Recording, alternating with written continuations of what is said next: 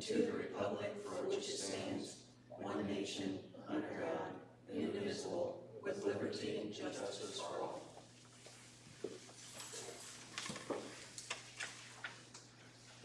Fiscal officer, please call the roll. Trustee Sword? Here. Trustee Spiro? Officer here, Superintendent Rose? Here. Township Administrator? Here. Chief of Fire? Here. Chief Jones might be joining us a little bit later if he gets out of a CPD meeting representing the county. Our next meeting is August 4th, 2021 at 12 p.m. at 999 Chambers Road.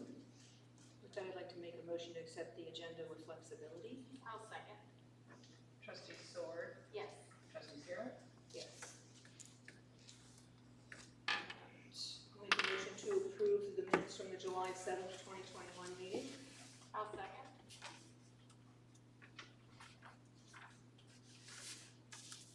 Trustee Sword? Yes. Trustee Spiro? Yes. And I'll make a motion to approve the minutes from the July 14th special meeting. I'll second. Trustee Sword? Yes. Trustee Spiro? Yes. Fiscal officer. Okay, so for the June fiscal report, June 1st, the township had an overall fund balance of $7,697,418.51.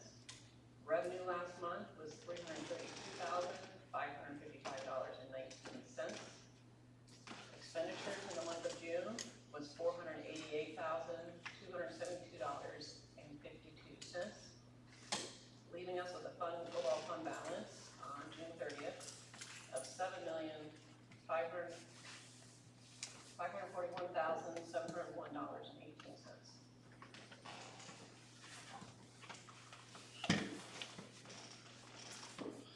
Thank you.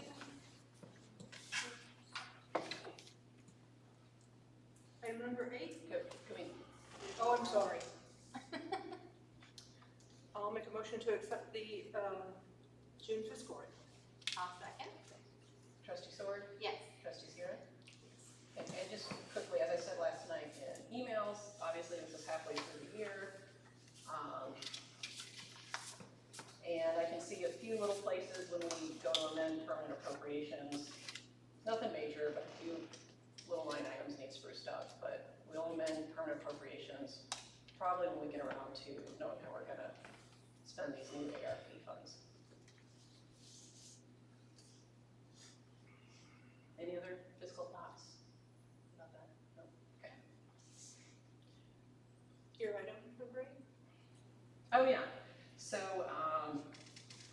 I'm a big fan of surveys, and I wanted to host a fiscal forum here at the township in the evening of September 1st at 7 p.m. A fancy term is citizen participatory budgeting. My brainstorm is just to ask people when they come in, sign in, so I know that the folks attending are a resident. This wouldn't be a legally binding survey, it's just an opinion. And it isn't to rank anything, I would just like to give people 10 chips, and what buckets would you put those chips in? So, and that will help the trustees, because really every year with the income tax, there gets to be a decision of priorities. So this will be the first time doing something I'm calling a fiscal forum. I chatted with my neighbor, she doesn't sound excited, she's probably not coming. But just as an effort to try to get folks' opinion. Maybe in the future we could mail a survey, or if somebody from a university, if we could hire an intern, maybe they could do a more robust phone survey. It could go more directions in the future, but I just thought it would be nice to have an in-person meeting to basically take a light survey and then provide anybody information.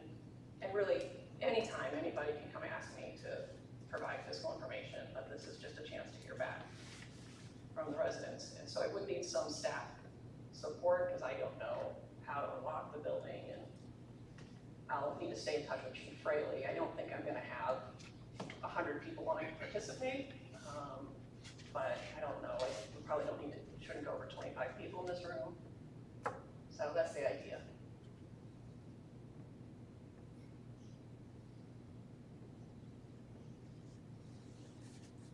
Thanks. What are the, as we get closer, I'd like to know what the 10 choices are, what the 10 You have 10 buckets are. chips. I would hope to have actually less than 10 choices. So I'd like to see what those are gonna be. So you're confining this to, the conversation is confined to, if I understood you, what to do with, basically with CETA and Gen Z monies? I'm really not being as specific with CETA and Gen Z. It's really, if you are a trustee, what would be your budget priorities? Now, because of the income tax, the trustees do have more flexibility. Usually, voters pass levies, and it's clear cut for me how much goes into every department's bucket. So in my re-election in 2015, I said I wanted to do this. It's my fault I haven't done it. And if it's not a even Steven survey, I'm happy to have other people help you write the survey. You want to be careful how many questions you ask. It makes the data analysis harder. And the brain can't handle too many buckets to choose from. You know, the two major buckets are infrastructure and first responders. And within that, there's lots of breakdowns. So within infrastructure, you know, do I care more about sidewalks, or do I want streetlights, or do I want grading of public parks? And I'll certainly have like other thoughts. So if somebody wants to handwrite in, you know, I love the solar lights, I want more solar lights, we could capture that. So a good survey is not trying to persuade anybody in one direction. I'm not trying to persuade anybody in one direction. This is really just, the ways I've seen it done before is blocks of paper would be on the room and people would go vote with stickers. But I don't like that because that starts to skew your data. If everybody ahead of you is supporting one bucket, then everybody else tends to follow the same pattern. Yeah. So what I like is sort of a private, as long as somebody knows it's not, this is not a legally binding. If 15 people show up here and they say, I only want infrastructure, they're not, the township isn't obligated to only do infrastructure. So there's lots of ways to do a survey, but that's the idea. Yeah, and so that right there starts to speak to my concern just a little bit in terms of messaging and how are we presenting this such that people understand that we're not making promises tonight. This isn't a, you know, the fiscal officer doesn't set this policy or speak for the board or the township. You know, we're taking temperatures and collecting information. I mean, I think that piece has to be really prevalent in all the messaging about the event, including the stuff that goes out to get people here. That we just do that a lot. And I would argue that even the choice of what the buckets are Of course. influences people. There's no way you can't not have an influence of people, and there's no way you can't do this without asking a question. So, similar to when I type up the meeting minutes, I really try to stay as neutral as possible, even Stephen. So that is my intent of doing it. I'm happy to have people help collaborate. There's a fellow I've met recently in the township named Brad that focuses on groups and fiscal decisions. Like he works for an international organization. So I think with more time and more people helping, we could have more thought going into those questions, because you're right, they're very important, and how you shape those questions can influence people. But I've written surveys before, really big surveys, and I'm just very sensitive to, they do a lot of market studies, and if you give somebody 12 types of jelly to choose from, they can't make a decision, but if you give them 3 or 5, people can hone in and kind of make a better decision. So there's always a balancing act to this. I only want it to be 1 hour. I don't want to yammer at people. I think I'll also start with an example of, a lot of folks don't understand when you pay your property taxes, the township is only getting about 1/3 of those monies. So it's not to beat up the public schools that get the lion's share of our real estate taxes, but I think just a one-pager of an example of the house I own, and I pay this much in property taxes, and the county auditor's website is good at showing you can see how much of that goes to the City of Columbus Public Schools. And of my smaller house, like $800 of my $2,200 in property taxes comes back to the township. So it can start out light, and then things get complicated. If somebody has a mortgage and understanding her escrow, I'm not trying to help everybody understand their personal finances, but I am trying to kind of lay the groundwork. The township collects this much money in this property, and most of that is already obligated based on levies. But as we said at the previous meeting, trying to hear what the average constituent wants is important. There's no one path to do that. So we used to have the budget committee, and it had its efforts. And if it were to get more robust, if I were to able to hire an intern for free, not supporting, but you can get a free intern from OSU, we could possibly leverage this for grant writing in the future. If you can say, once a year we hold these forums, it started out just a dozen people the first year, but the following year we were able to have a phone poll and 80 people participated. That starts to be a more robust document that I would like to hear from folks I don't see or hear from. The majority of our constituents don't come to these meetings. I don't even think the majority of the constituents will come to this meeting, but if we can head in that direction, I think it will,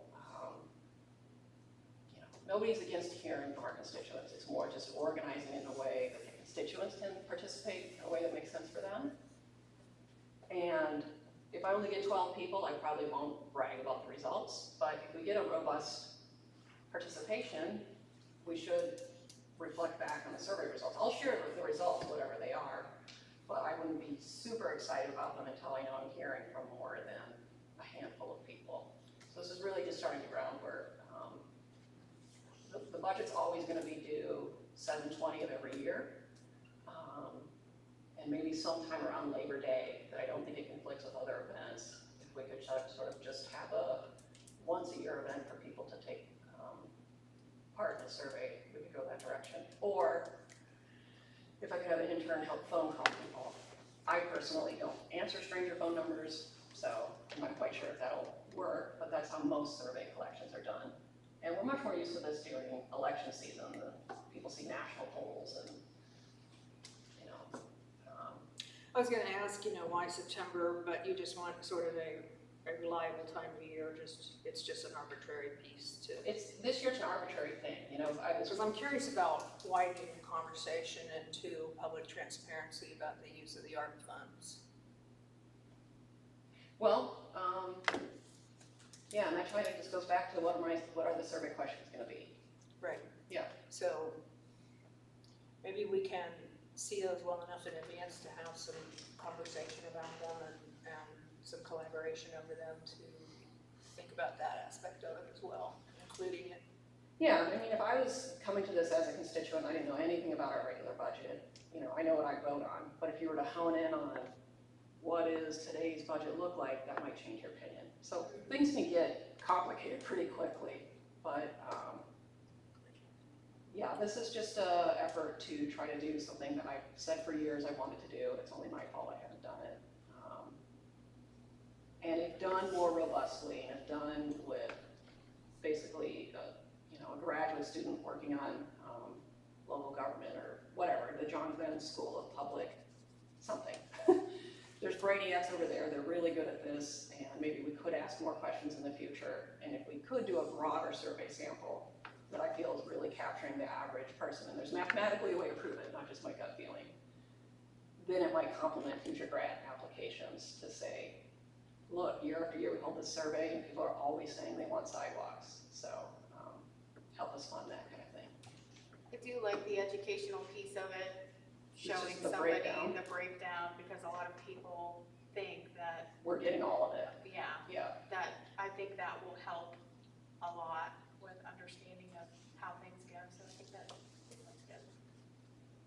Yeah, and as far as like just the increases we all had last year, I had 3 things increase me. The tri-county evaluation, I mean, it's the tri-annual evaluation of the county, the fire levy, and then the house I bought just had more square footage than the county auditor now. So I personally had a major increase, but there was 3 things that led to that. So, yep, that's what it's about. And this basically, the first year will be a toe in the water, but I hope that with a little bit more time and planning that I could do something more robust, and I'm happy to share as soon as possible a draft of that and double check with our lawyers how to make sure I'm not making people think they're guiding future budgets. Usually, and they'll say not legally binding survey type thing. Yeah.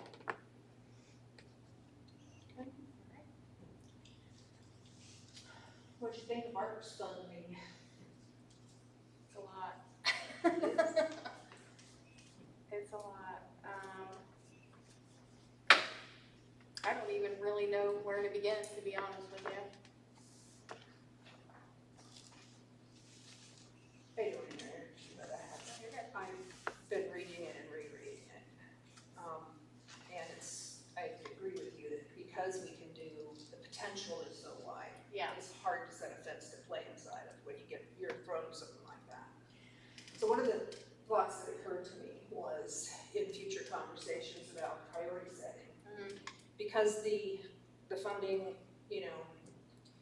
isn't here, we've got some stuff we need to find out, about lost revenue and so forth. It's hard to talk figures yet, but I thought one of the things that we could do would be to start thinking about percentages, no matter how big the pot of money is or how small it is. Do we want to spend, I'm making stuff up now, 50% on our community directly with some economic aid and support type services, and 50% on recouping some lost revenues in the organization? Yeah. It would be easy to talk, I think, to have the conversation about priorities that way. If we just thought about like percentages, like no matter how much it is, Yeah. what would we feel comfortable by way of prioritizing how the division might look down the road? Is there, there are certain, in the document, and I have it if you need to look at anything, but in the document, they list so many potential things. I just go through and like just circle some stuff that appeals to me, some stuff that I like. And it might be that we could all do that and start to generate some brainstorming lists and then use those as that kind of percentage prioritization kind of field of possibilities. Sure. And one of the things that occurred to me when I was reading, frankly, is, Deb, when could we kind of rely on your piece that's going to need to happen about the calculations that have to go into the revenue, the lost revenue piece? You're asking me when can I help us figure out how much we may have lost in revenues as a result of COVID? There are particular steps that you have to follow in this document. Have you seen them? No. Okay. There's a process that you have to go through, a historic process that looks back over the time frame of COVID and a few years before. I think it might be 3. Yeah, I think it's 3. And you can, if you can show revenue loss that way, that's one way. And another way, they give you a percentage, actually a factor that you can assume and you can take whichever one's greater.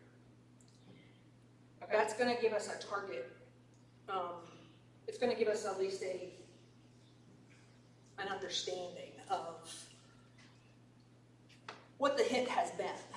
I mean, I think everybody's taking a hit, right? We're never going to repair it entirely. Our community has taken a hit. Our businesses have taken a hit. People on fixed incomes have taken a hit. Unemployed people have taken a hit. The township is going to take a hit. Departments are going to take a hit. We know we're not going to just replace it all, but I think if we know that piece, that we can start. Yeah. Even going, do we do the 50-50 or do we need to do 75-25? At least we would, does that make sense? Yeah, it makes complete sense. That's gonna be the biggest thing for me is seeing what's happened where and where we ended up. I can't even say at the end of it because it's still not over. Yeah. But, Right. Mr. Huffman, I was just gonna ask you too to maybe provide some support in that process and, just, it's a tricky thing. There's like 5-10 pages of this document that deal with what you have to show fiscally. So, I'm sure within a month I could spit that out. Happy to collaborate. Because as we kind of finalize the first round of COVID funding, and I do need to amend this year's permanent appropriations to reflect where we're actually spending the COVID monies from 2020. So I'm happy to start that process. I mean, I've thought about it a little bit as far as lost revenues directly as a result of COVID, and I can think of 1 or 2 things that come to mind pretty clearly. And there's steps, so I can look at the formulas to try to weigh in on other avenues, but I'm very aware whatever we do, we're going to need to be ready to report out, obviously. So that's why we want to be pretty methodical. And how did I come up with these numbers as saying this was our lost revenue of 2020 as a result of COVID? it's pretty much a kind of a required, It's, Yeah. it's pretty cut and dry yeah. in there. Great.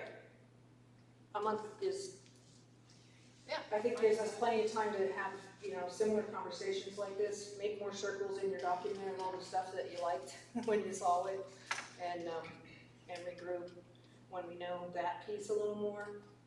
And then Deb, there's also some portal piece that you got mailings about, I assume?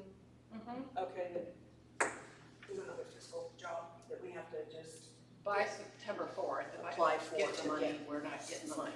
Right. So I will get us the money before September 4th, and I need to do that in the portal. And glad that we're making this kind of a group effort, because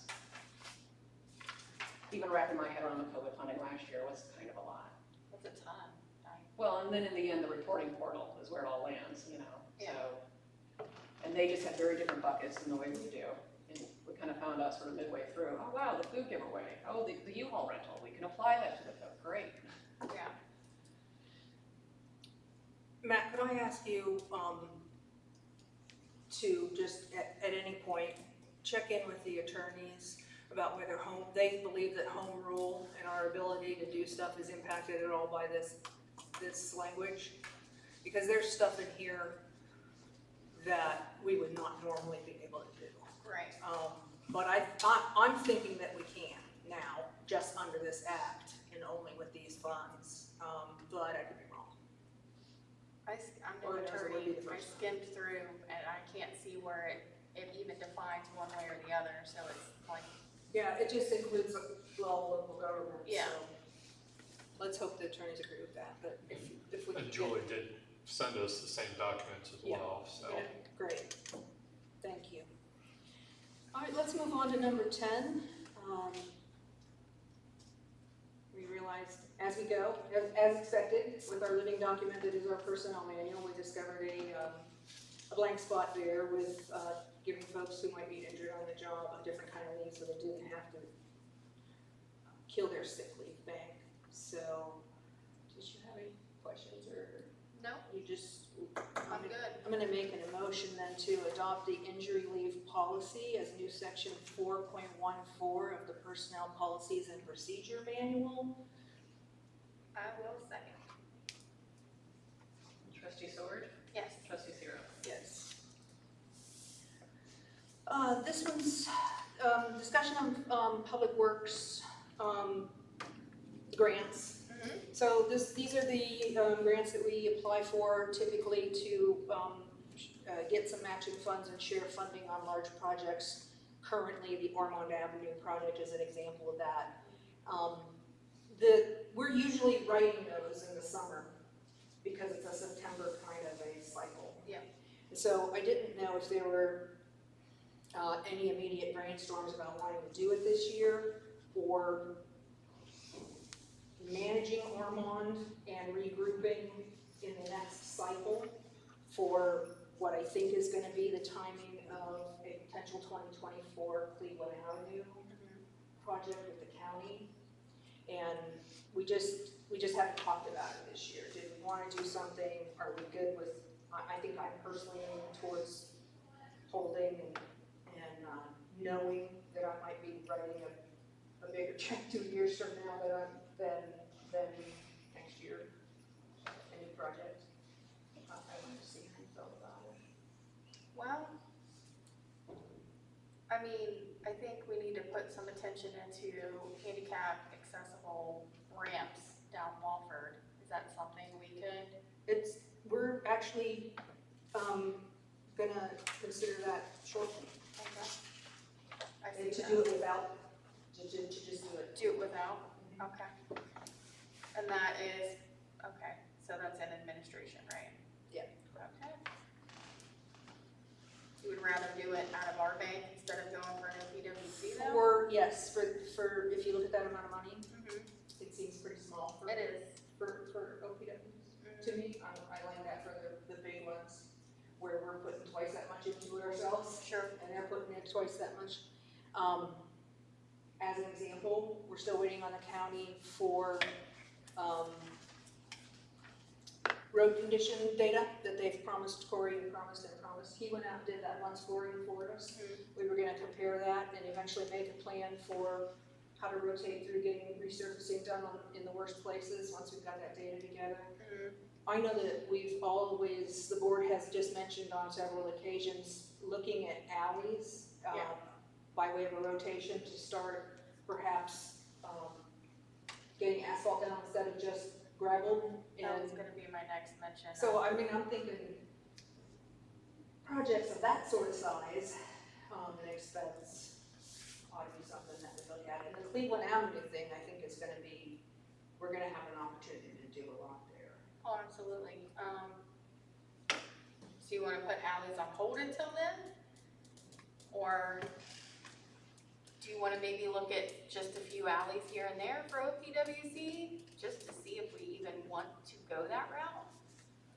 Matt, was scoring OPWC in your past, is that the kind of project they like to see, or? It'd be considered roadway, so So I'd it's say yes. And in my past experience, it's like, unless you're like a really big community, they don't normally like to score or provide monies back-to-back years. Yeah, Yeah. So that would potentially be a demerit gotcha, through the scoring process. gotcha. Okay. I think we have some ability to, obviously less, but I think we have some ability to just look at some of the public works, funds. Yeah. To see how much have we been carrying over, year to year there, and maybe even consider just a smaller project in-house too.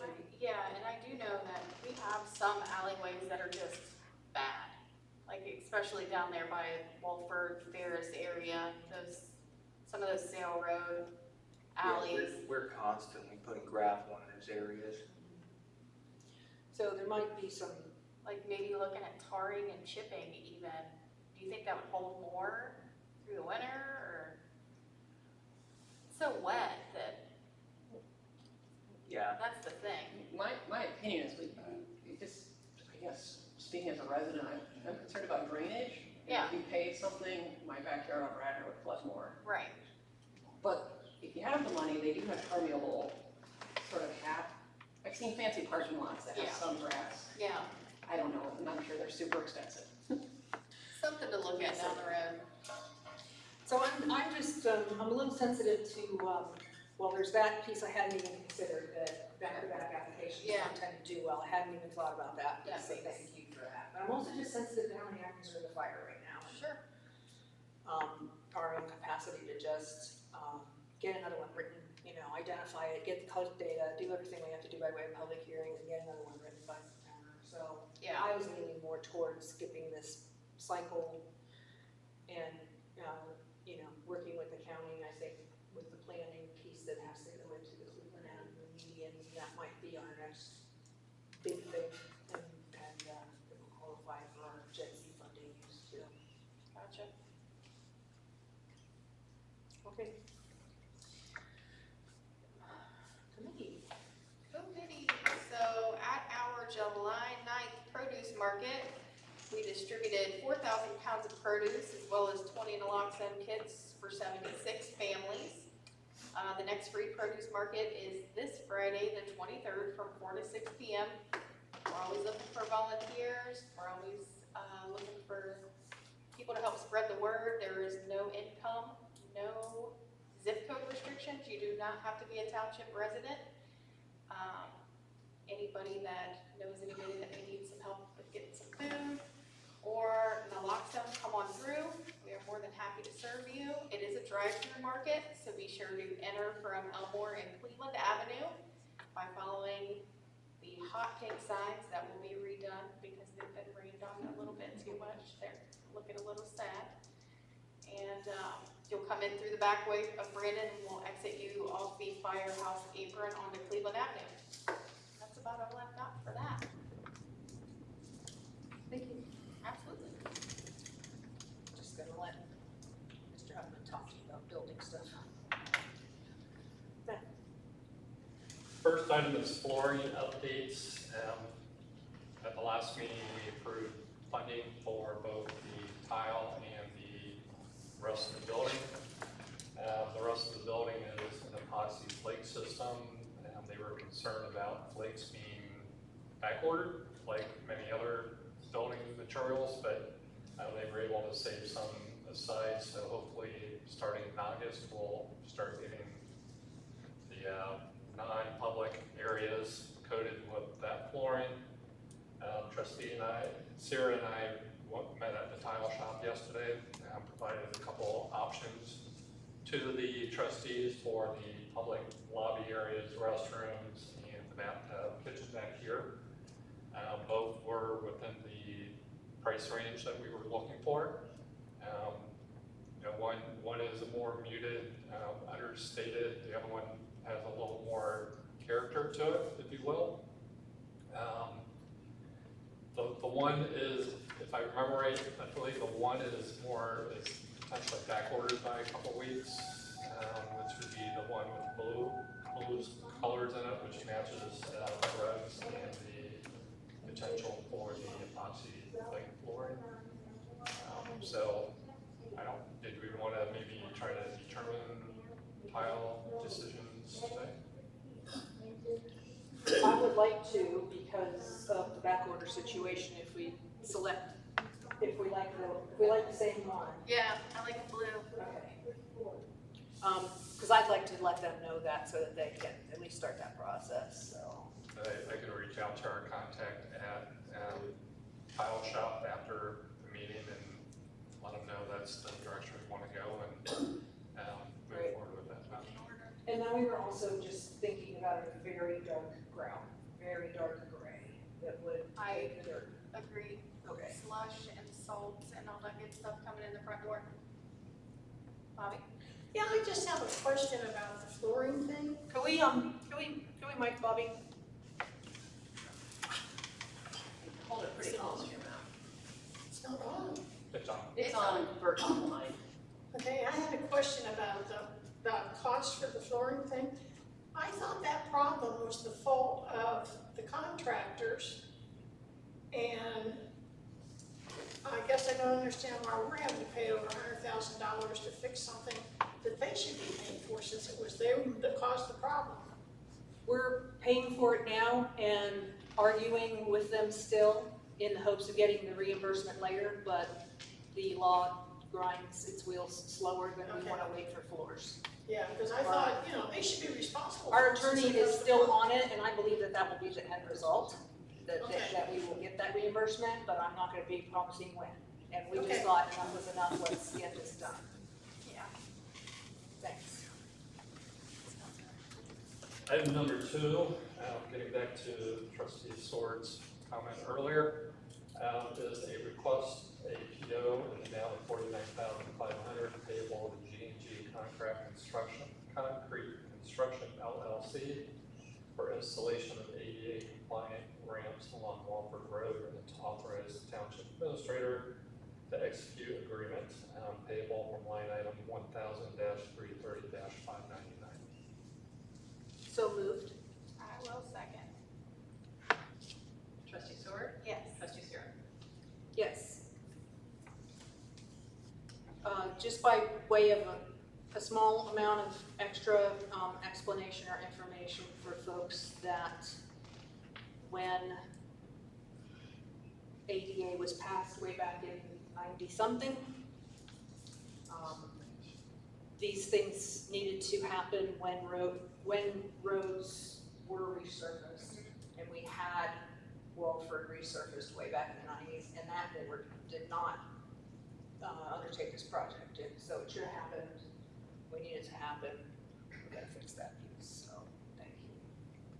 And we were fortunate to work closely with the county engineer's office to design those ramps and actually have them reach out to contractors for us.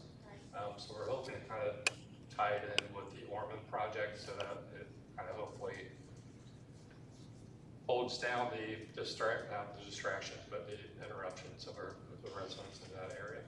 In our last meeting with him and Nick, you're right to thank them because they were great. I mean, we just threw them this curveball and they made it happen all in one season for us. And he thinks that we might be looking at September-ish as a kind of timeline for the project. So it was excellent. They were great.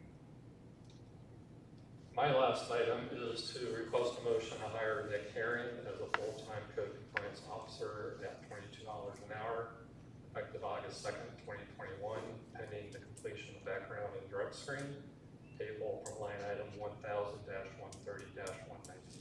So moved. I'll second. Trustee Stewart? Yes. Trustee Sierra?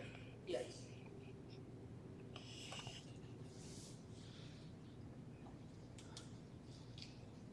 I just want to publicly thank you for moving us through that personnel process as quickly and efficiently as you did. It's really great to have that. That's such a critical position. Yes.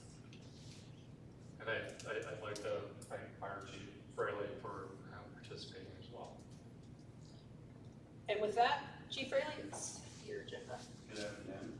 I'd like to request a resolution to enter into a purchase agreement with Forge Fire and Company for a Class A live burn building at a cost of $133,000. A down payment of $66,500 will initiate the purchase, and the remaining balance of $66,500 will be due in 2022. To be paid from Fund 2111-220-430. So moved. I'll second. Trustee Stewart? Yes. Trustee Sierra? Yes. Anything else, Chief? Thank you. That's all I have. Chief Jones? Thank you. Just a couple of information items. I'd like to thank Trustee Sword and Trustee Jesper, who was here last Saturday. We had the Hope Task Force out here. We did Narcan education and training, and we did not as much as our fire counterparts, but we did 1,000 pounds of produce and I believe 40 or 50 Narcan education sessions with those. So I'd like to thank them. Also, a little late getting to the meeting, apologize for that. Just some public information for our residents and trustees here. I was at a meeting this morning with some city council members, executives from law enforcement in Franklin County and the State Highway Patrol. There's a news release that's going out today. We are going to be kind of coordinating an effort to crack down on the ATV and motorbikes that are reckless operators on the roadway. I guess here lately, the city compiled over 700 complaints from residents all across Franklin County.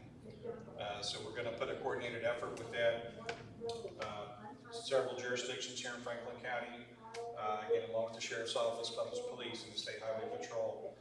Monday, City Council is going to be passing an ordinance to make stiffer penalties for those type of violations with the off-road vehicles operating on roadways because it's dangerous. Several people have been killed.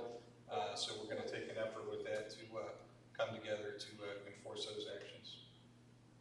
But I'd like to just pass that along. If you want to watch the news tonight, there'll be more out about that coming forward. The only item we have today is request a purchase order for CT Electric in the amount of $5,500 from Fund 1760-720. This was for the infrastructure to run electric to the electric vehicle chargers out back. So moved? Second? Trustee Sworn? Yes. Trustee Zero? Yes.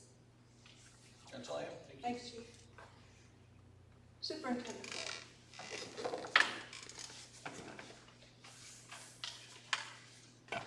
I'd like to just briefly discuss our new pole banner design. After receiving about a half dozen quotes, I think we've chosen a vendor, and the vendor recommended a more resilient vinyl backing material that should last longer than the cloth. Yep.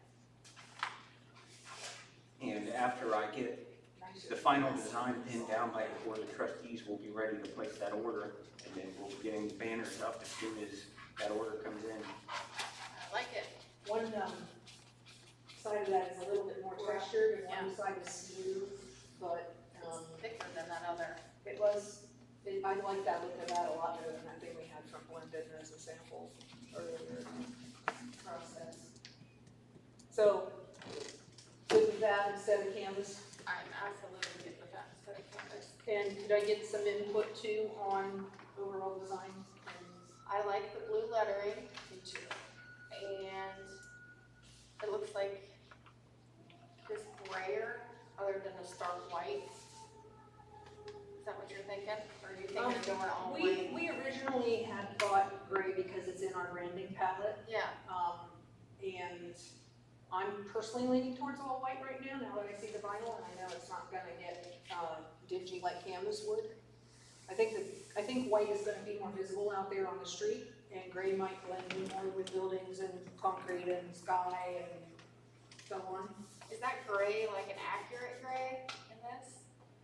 Well, our gray that's in our branding book is very dark, It's super which dark. we're not gonna No. probably wanna do, because we don't get the contrast then. I don't think I've ever seen a banner on all white. My only concern would be is if it's really bright and sunny, is it gonna be too much, like, you know what I mean? Glare on it, hadn't thought of that. Usually, sorry to bust in, but if we could do the opposite, white lettering usually pops the most, like on car advertising. So Yeah. similar to how that canvas one is dark and the yellow pops, is there a way to inverse this whole thing, that the background's dark and the letters are white? I don't think it would hold up as long because it's gonna heat up more if it's darker, but One of the things that we're trying to do too is when you're new in a branding process, you want to push your full color logo out at every opportunity. Yeah. So to go white, or all white on blue, for example, Wouldn't fit the three color. doesn't help us do that. How did you feel about, I thought and this was a suggestion too from the branding folks, that to put a border, no matter what color you use, Yeah. just to help with visibility and the visual impact. So I do like that aspect of whichever background color, and this is not, I don't have a huge horse in that race, so, if you like it. I don't mind either if it's the lighter gray. Is that lighter gray, Corey, do you think that lighter gray is the same kind of gray that was on that blended, sample that we had, maybe, close to it? So that sample banner that I picked up, I think that was at the darker end of the spectrum. This printout that I gave you, it goes up by 10% increments Yeah, from white up to 60%. okay, And I would say that that banner that I picked up was probably 50 or 60%. The color, each time I printed this out, the color I was don't distorted a little bit more. mind either way. Well, I think you made an interesting point about the sun, and Just, you know how you look at a white car on a really sunny day and sometimes you're just like, oh, I a little like, too much. if that's the case, I personally, would just say the lightest gray we got there. Yeah. The 10% or whatever that. I would probably go with that. I would go with either, but in order to be safe, I would probably go with that lightest gray, just so it doesn't have that. Okay. Do you Blinding have a effect. care about this or this? I don't like I like this one better. Okay. And you like this addition to just help with space, because it seemed pretty, Blank, yeah. okay. Yeah, I'm good with that. Light gray. Okay. Straight letters. green border still? The green border as well? Yeah. Yeah. Deal. Anything else from Public Works? No, that's all that I had. Thanks for doing all the legwork on that project for us. You've been, collecting quotes and working on that for a couple months now. I appreciate it. Other appreciations today?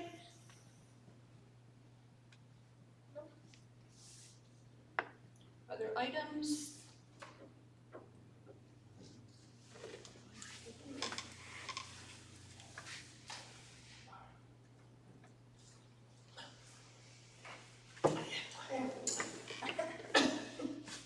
I was not able to attend the last meeting, which is why I'm asking about this today.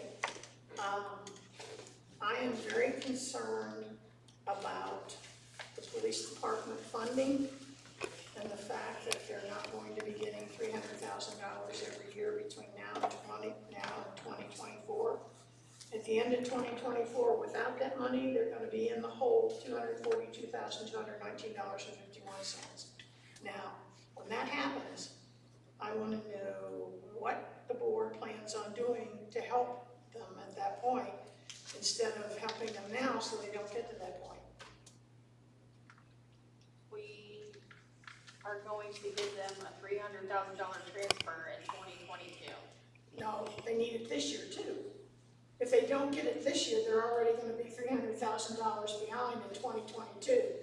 And when they go into 2024, they're not even going to have enough money to make it through the first month, let alone the first 3 months.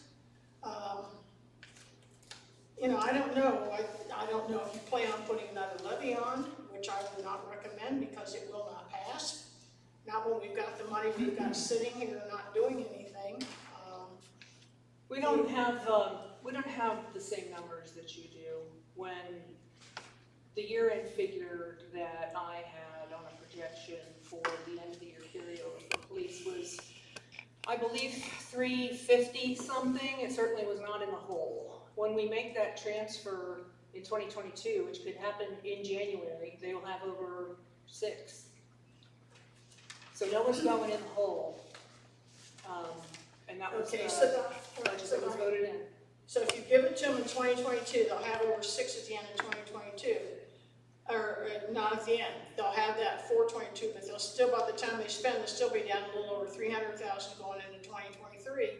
They get no help in 2023 and no help. I don't know what down a little over 300,000 means. I'm sorry, what? Do you mean in the red? When you say down over 300,000? They will be in the red, $242,219.51 without that money every year. Not just every other year, every year.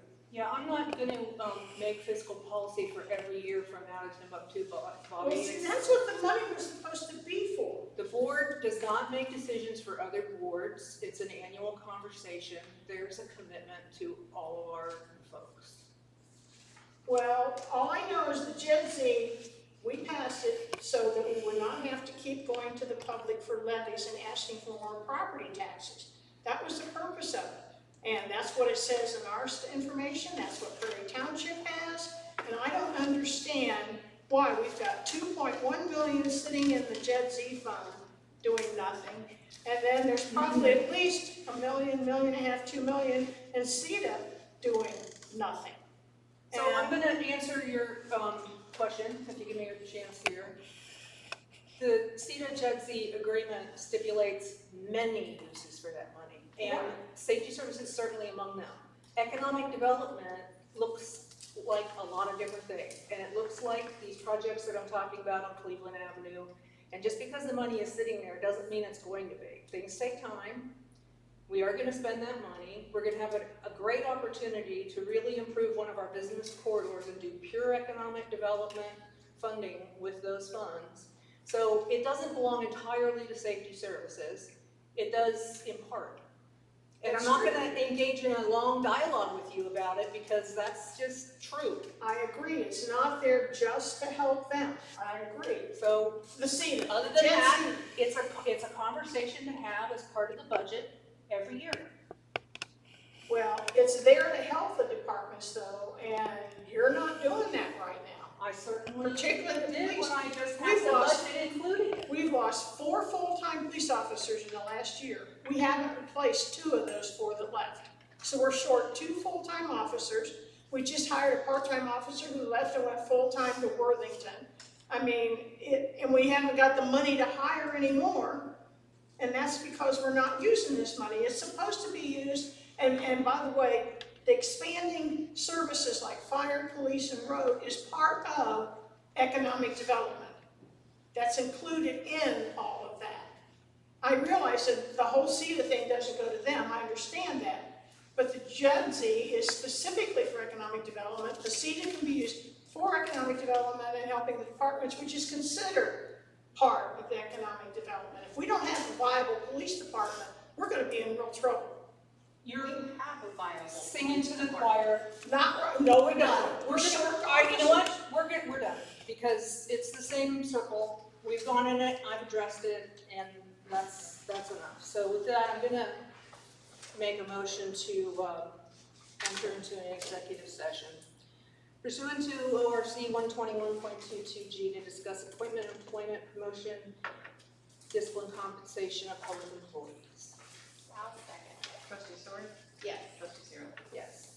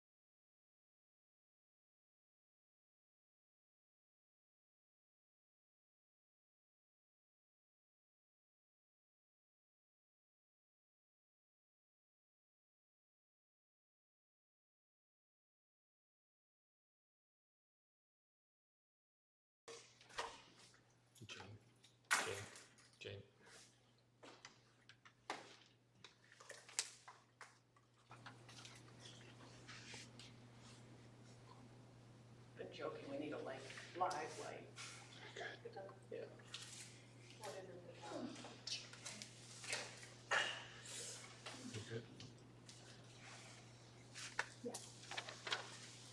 We are back in session at 1:33 p.m.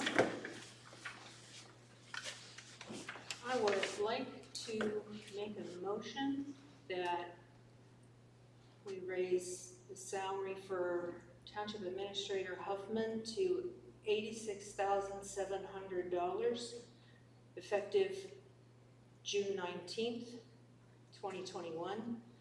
That's $86,700.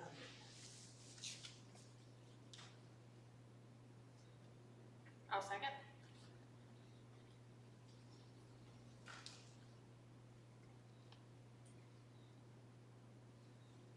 Trustee Stewart? Yes. Trustee Sierra? Yes.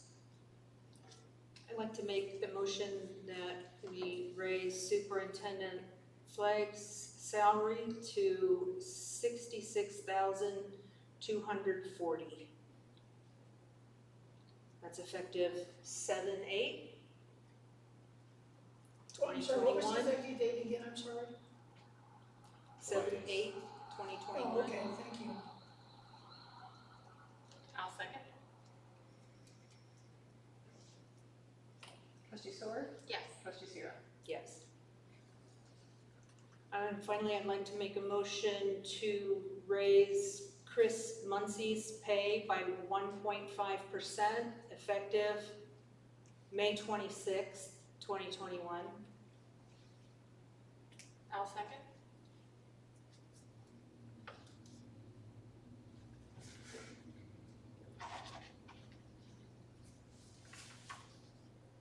Trustee Stewart? Yes. Trustee Sierra? Yes. Motion to adjourn? I'll second. Thank you. Thank you. That's forward. Stop having fun around here.